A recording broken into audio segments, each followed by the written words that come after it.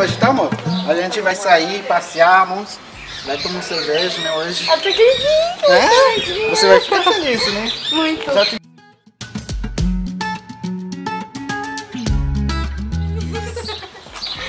Já é,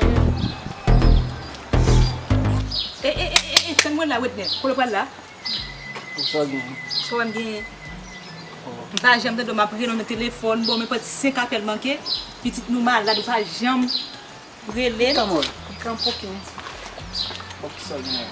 Bom, vraiment avec un monde pour parler comme ça.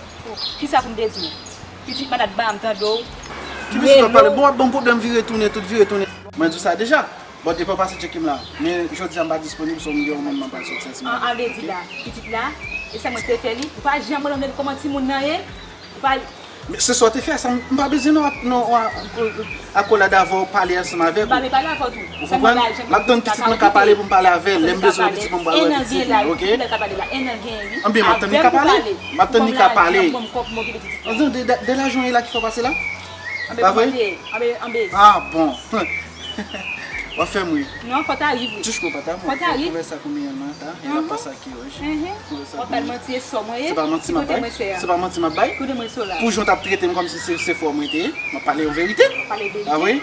On est matin, on va demander des à vous, on va faire un papier pour faire un petit là, manger, l'école, caille, jusqu'à les 18 ans. Dégagez-vous. Dégagez-vous. Et dès que tu es venu là. Mais comment tu es? Là, ça m'a fait Tu fais affaire moi monsieur. Non, faut t'arriver. Regardez, pas venir gâter affaire là pour moi. On va sortir, on va bien passer, ok? C'est jalousie à faire là, fait comme si. Je ne mentir au bail. Ou besoin de tourner, pas besoin encore. Pas besoin tout ça. On quitte, on a pas le bâtir on vit ça.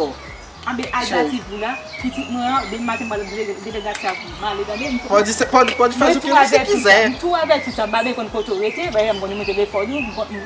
Mas changer sim, mas changer sim não. Quer que te explique o que ela me dit? Oh, mais ça vous me dit, ça vous me dit. Les petites m'ont capable faire toute bagaille moi m'a passé ou elle m'a prendre menine de comme fait tout bagaille. OK? Et que tu dis mon. Tu peux pas. Tu fais venir te me gâter sur la. Wagner, quem é essa mulher?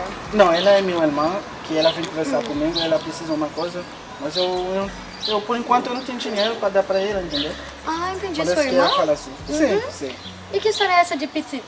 Porque por onde eu saiba, Petit é filho, não é? Não, mas é o filho dela, não é meu, não é minha não. Uhum. Entendeu? Ela tava falando do filho dela, que ela precisa de dinheiro para mim. Wagner, para de mentir, né? Por favor.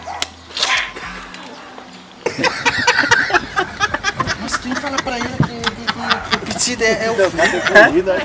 É?